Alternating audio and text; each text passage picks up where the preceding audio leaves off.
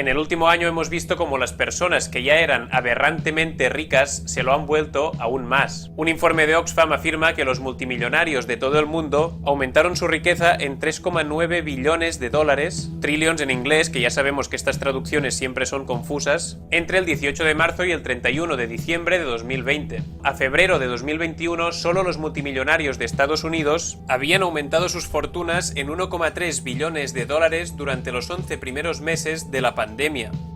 ¿Pero qué nos pasa siempre que hablamos de este tipo de cifras? Pues que nuestras cabezas no son ni siquiera capaces de entenderlas. Quizá esta representación nos ayude.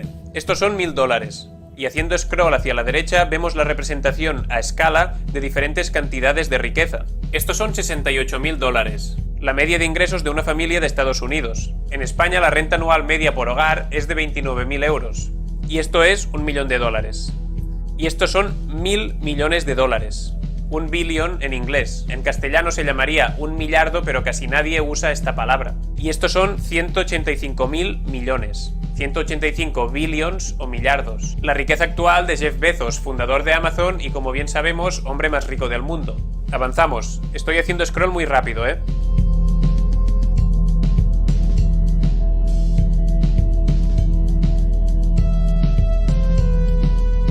Jeff es tan rico que es literalmente inconcebible. Sigo haciendo scroll. Pocas veces vemos la desigualdad de riqueza representada a escala. Esta es una de las razones por las que los estadounidenses subestiman constantemente la riqueza de los superricos. Cada 10 píxeles son 5 millones de dólares. Va, que ya llegamos al final. Era broma, apenas llevamos una tercera parte del camino. Sigue haciendo scroll, hay mucho más. Pongamos esta riqueza en perspectiva, comparándola con algunas cosas que nos son más familiares. Este cuadrado azul es todo el dinero que ganarás en toda tu vida desde el día en que naces hasta el día en que te mueras, unos 1,7 millones de dólares. Como vemos, este es un cálculo muy generoso, muchísimas personas no llegarán ni de lejos a eso. Este es el coste anual de la cobertura sanitaria de una familia de 4 personas. Este es el sueldo anual de un trabajador de un almacén de Amazon.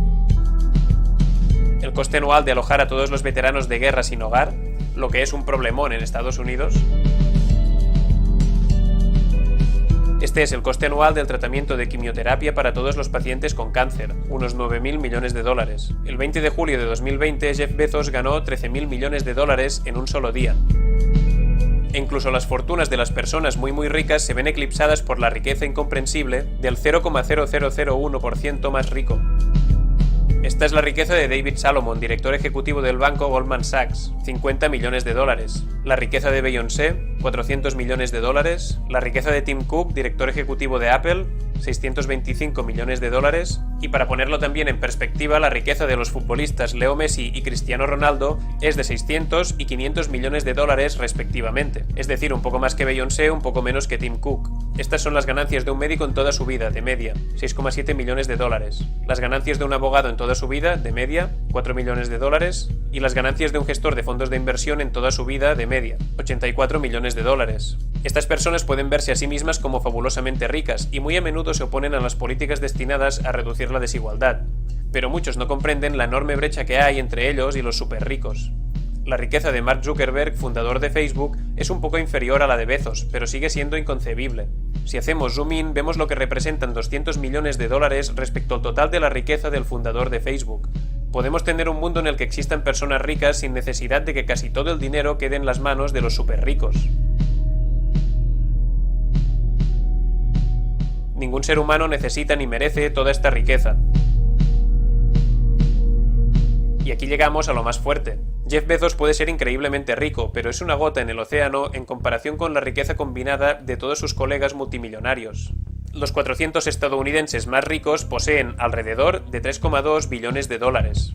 Y aquí tenemos que parar de hacer scroll hacia la derecha porque si no este vídeo duraría 2 horas. Y ojo que este tocho de color azul representa solamente la riqueza que amasan los multimillonarios estadounidenses. 3,2 billones de dólares. Y a raíz de esta pandemia, la riqueza que amasan los multimillonarios de todo el mundo ha aumentado un 27%. Y así han alcanzado entre todos la inconcebible cifra de 10,2 billones de dólares. Más de 3 veces lo que aparecía en el tocho azul que hemos visto. no el de Bezos, el azul, que es unas 17 veces el de Bezos. Igual así nos vamos haciendo un poco mejor una idea remota de las cifras de las que estamos hablando. Y por cierto, hablando de Jeff Bezos, como hemos dicho antes, durante la pandemia llegó a ganar en un solo día la aberrante cifra de 13.000 millones de dólares, es decir, 716.000 dólares cada 6 segundos. Y solo unos meses después se confirmaba lo que ya se sabía, que los y las trabajadoras de Amazon se veían obligadas a orinar en botellas de plástico para cumplir con las exigencias de producción de esta empresa. Sí, obligados, porque el capitalismo nos obliga como clase trabajadora a someternos al trabajo asalariado para poder ganarnos la vida, para poder tener una vida. Y ya lo sabemos, el capitalismo es voluntario, consigue pan o muérete. Y en esto de que los superricos se han vuelto aún más ricos durante la pandemia, España no es, por supuesto, ninguna excepción. Ya en junio de 2020 supimos que los 23 españoles más ricos habían aumentado sus fortunas un 16% durante el estado de alarma. Es decir, que tenían 14.000 millones de euros más que antes de que empezara la pandemia. Y aquí va la típica noticia que siempre dudo en si poner o descartar porque igual es demasiado concreta, pero a la vez me parece espeluznante que tengan las narices de hacer esto con la que está cayendo. Es esta. El presidente de CaixaBank pasará de un sueldo de 500.000 euros anuales a cobrar más de 1,6 millones de euros al año. Y recordemos que, evidentemente, y como ya ha pasado tantas veces antes, cuando tengan pérdidas, seremos entre nosotros quienes pagaremos sus platos rotos. Y es aparentemente paradójico, aparentemente porque en realidad no lo es en absoluto, que este súper enriquecimiento de quienes ya eran súper ricos esté sucediendo mientras la pandemia provoca una crisis económica de magnitud descomunal a nivel global, la mayor recesión desde la Gran Depresión de 1929. Además de lo que nos dicen los datos macroeconómicos, hemos visto con nuestros propios ojos cómo miles de pequeños negocios y empresas han tenido que cerrar, millones de personas se han quedado sin trabajo y cientos de miles de familias se encuentran en el más absoluto límite. El estudio Poverty and Shared Prosperity Report 2020 del Banco Mundial, una institución muy poco acusable de ser anticapitalista, decía ya a octubre de 2020 que no solo el número de personas que viven en la extrema pobreza no disminuiría, sino que aumentaría tras la pandemia. Estimaba que entre 110 y 150 millones de personas serían arrastradas hacia la pobreza extrema en los años 2020 y 2021. Es decir, que el porcentaje de personas viviendo en esta extrema pobreza aumentaría del 9,1 al 9,4%, lo que serían más de 700 millones de personas en esta situación extrema en todo el mundo. Y no caigamos en el error clásico de entender la pobreza como algo remoto y lejano que solo afecta a países del sur global, que evidentemente la sufren y de manera crudísima, sino que también está muy presente, por ejemplo, en Europa. En este continente son 92,4 millones de personas, el 21,1% de la población, las que se encuentran en riesgo de pobreza o exclusión social. A estas alturas ya sabemos de sobra que esto de riesgo de pobreza o exclusión social no es más que un eufemismo para decir pobreza o pobreza extrema. Y estos son datos de 2019, es decir, datos prepandemia. Y ojo, porque en esto España sí que está por encima de la media europea. Más del 25% de la población de este país se encontraba ya en 2019 en esta situación de pobreza o riesgo de pobreza. De hecho, en este sistema al final todos estamos en mayor o menor riesgo de sufrir pobreza, a no ser que hayamos nacido en una familia rica o en la realeza, puesto que, como decíamos antes, necesitamos de que alguien nos dé trabajo para poder salir de esta pobreza, para sortearla. Pero este sortearla es y será siempre temporal, dependiente, será siempre eminentemente frágil. En el momento en que dejemos de serle útiles y funcionales al sistema, o en el momento que el propietario de la empresa decida cerrar, porque esa actividad ya no le sale rentable, porque decide irse a otro país, o por el motivo que le dé la gana, podemos perfectamente volver a caer de nuevo en ella. Debemos, por tanto, entender la pobreza no solamente como algo que afecta a países del sur global, que también lo hace y muy duramente, sino que la tenemos mucho más cerca de lo que solemos pensar. En Estados Unidos, por poner otro ejemplo de un país aparentemente próspero, según el informe de Naciones Unidas más reciente, son 40 los millones de personas que están en situación de pobreza, de las cuales 18,5 millones viven en la pobreza extrema y 5,3 millones en condiciones de la más absoluta miseria. Y recordemos que, según la FAO, la Organización de las Naciones Unidas para la Agricultura y la Alimentación,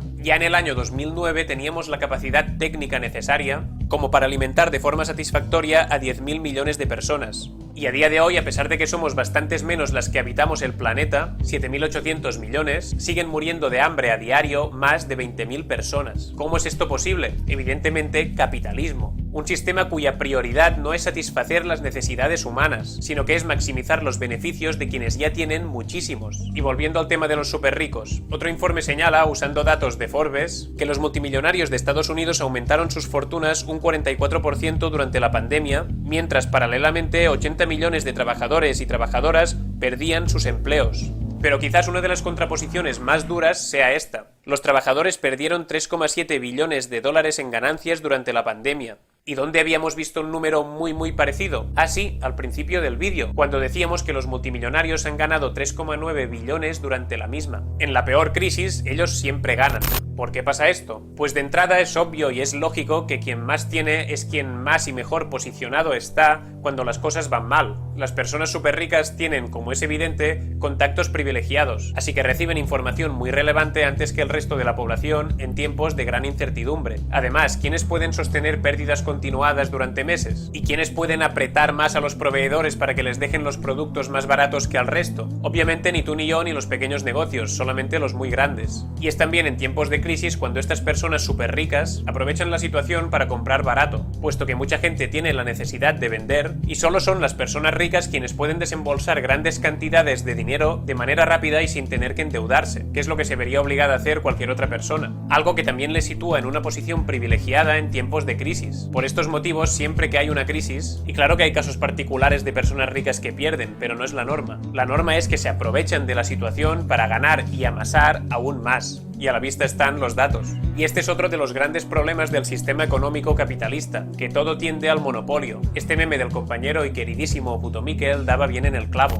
Espera, ¿es todo tendencia al monopolio? Siempre lo ha sido.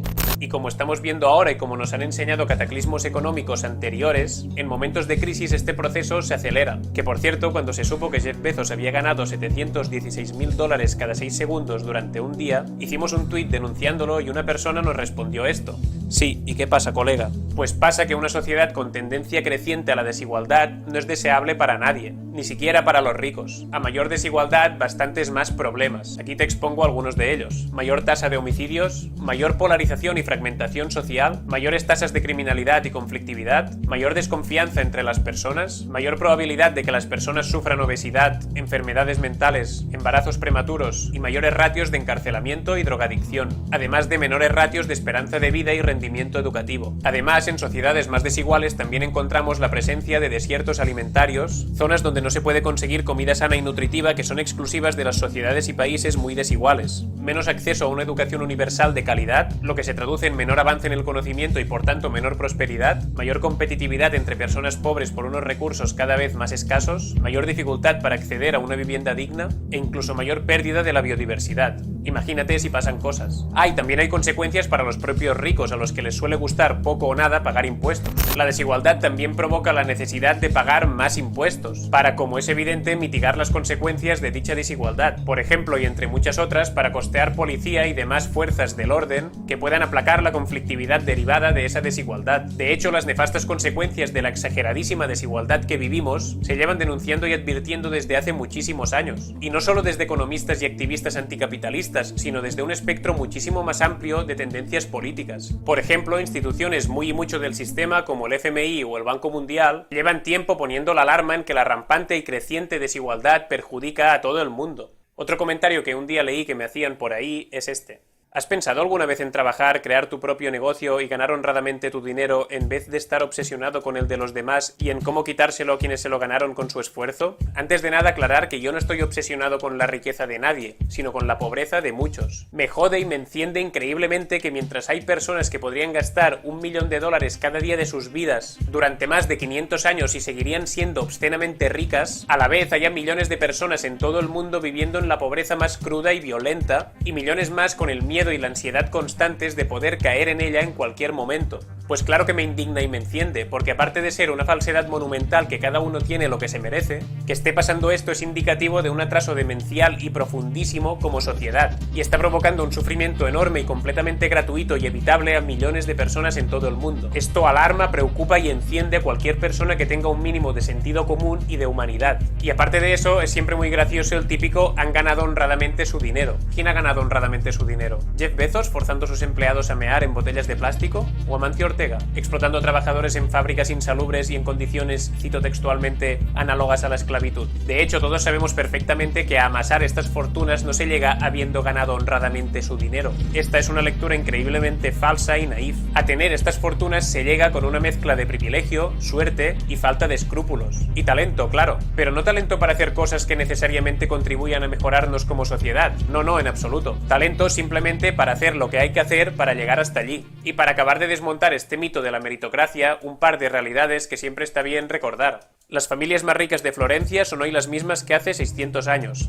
Y más del 53% de las actuales fortunas en España son heredadas. Este mito de la meritocracia, el mito de que si tienes más es únicamente porque has trabajado más y más duro y mejor y más inteligente que los demás, es una patraña y un insulto a los millones de trabajadores y trabajadoras que se están partiendo la espalda cada día en jornadas interminables y siguen siempre al filo de sortear esa miseria. Es un discurso que, además de falso, responsabiliza individualmente a las personas de su propia miseria. Un discurso Mr. Wonderful que pone únicamente el foco sobre el individuo y no en la brutalidad del entorno en que éste se encuentra, como si todo el mundo pudiera emprender en un garaje, como si a todo el mundo sus padres le dieran un préstamo a interés cero, y que si no devuelve no pasa nada, como si todo el mundo tuviera una familia en que pudiese estarse hasta los 25 años sin trabajar para dedicarse a estudiar o a emprender, como si el nivel socioeconómico de la familia donde has nacido no condicionara tus posibilidades y tus oportunidades, como si todas las familias pudiesen pagar estudios superiores a sus hijos, como si los estudios o los estudios superiores abrieran mágica e inmediatamente las puertas del mundo laboral. Y si hay alguien que teniendo todos estos condicionantes en contra ha llegado a amasar esas fortunas, felicidades. Pero eso no significa que quien no lo ha conseguido no tenga derecho a una vida digna. Todo el mundo tiene derecho a ella independientemente de lo funcional que sea o de lo bien que sepa desenvolverse en este sistema capitalista.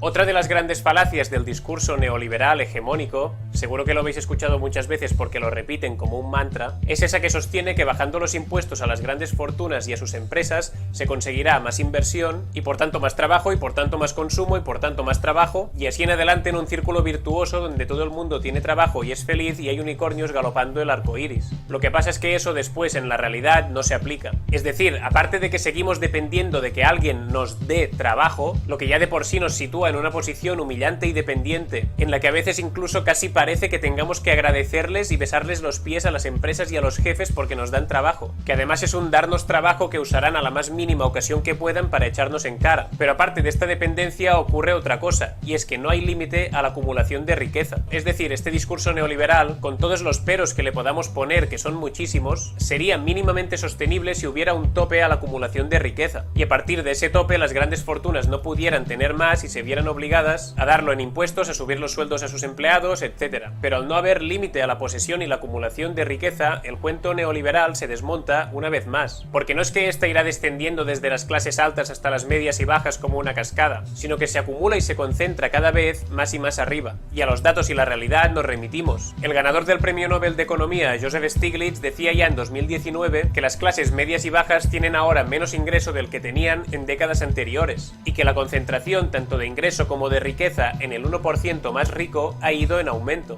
Cerca del 90% ha visto cómo sus ingresos han disminuido o se han estancado en los últimos 30 años. El 1% más rico de los estadounidenses ahora recibe casi una cuarta parte de los ingresos de la nación anuales, y en términos de riqueza más que de ingresos, el 1% más rico controla ahora el 40%.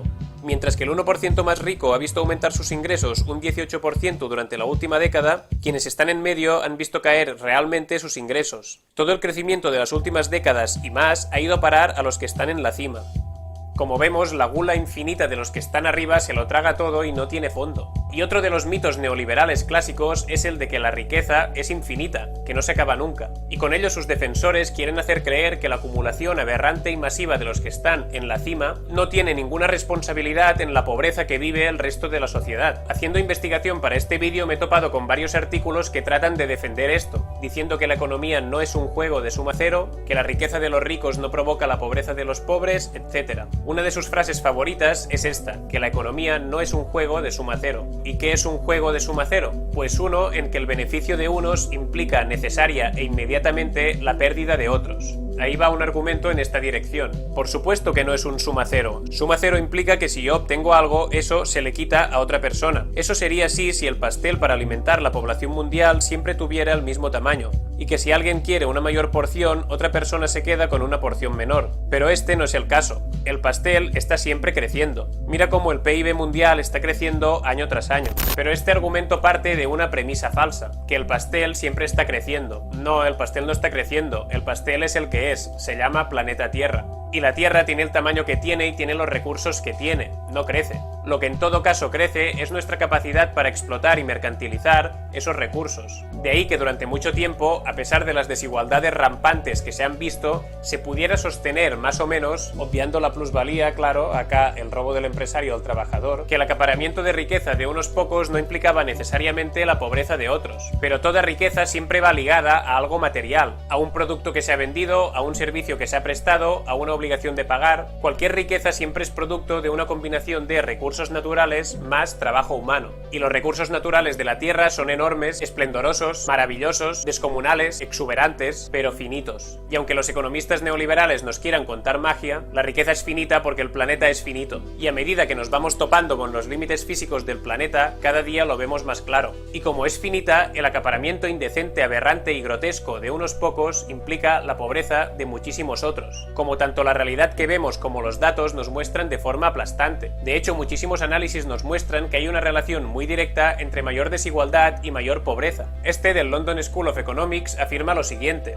las evidencias sugieren que una mayor desigualdad a menudo se asocia con una mayor pobreza. Este otro es del Banco Mundial. El índice o coeficiente Gini se usa para medir la desigualdad. Cuanto mayor es este índice, más desigualdad hay en un territorio o país. Reducir el índice Gini de cada país un 1% cada año tendría un mayor impacto en reducir la pobreza global que aumentando el crecimiento anual de cada país un punto porcentual por encima de las previsiones, lo que sugiere el importante rol de la desigualdad en el camino para eliminar la pobreza extrema. Y este es del Economic Policy Institute. En Estados Unidos el índice de pobreza era 7,1 puntos porcentuales mayor en 2013 de lo que hubiera sido si la desigualdad no hubiera aumentado desde 1979. Esto conecta con los datos presentados en la figura B, que muestran que si la desigualdad no hubiera aumentado, la pobreza se habría erradicado completamente en 1980. En lugar de esto, la pobreza ha aumentado en 2,8 puntos porcentuales desde 1979 a 2013, situando la desigualdad como la causa principal de este incremento y eclipsando los beneficios del crecimiento económico.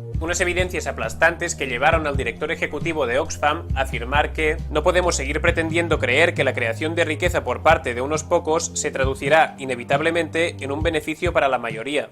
Demasiado a menudo lo cierto es lo opuesto. De hecho, incluso el mismo Warren Buffett, uno de los mayores superricos del mundo, tiene clarísimo que esto está sucediendo y que es un problema. En su momento ya dijo muy claramente que sí existía una lucha de clases y que su clase iba ganando. Y ahora hace poco ha afirmado que la brecha entre superricos y los demás seguirá agrandándose en los próximos años si no se hace nada al respecto. I think I wrote something 7 or 8 years ago about the fact that there was I was doing a little hyperbole, but there was class warfare and my class was winning, basically.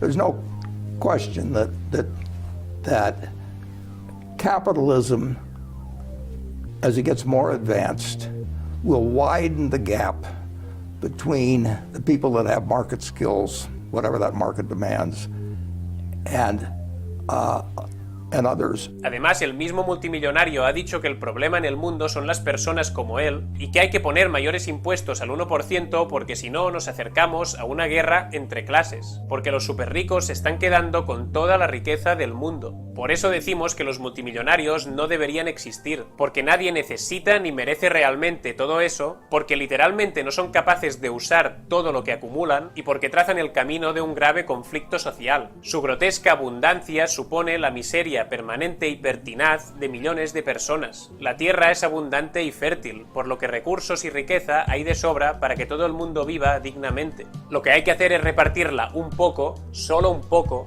bien. Y ni siquiera estamos diciendo que todos tengamos que tener exactamente lo mismo. Lo que estamos diciendo es que el derecho a la vida aberrantemente pudiente de unos pocos no puede estar nunca por encima del derecho a una vida digna de todos.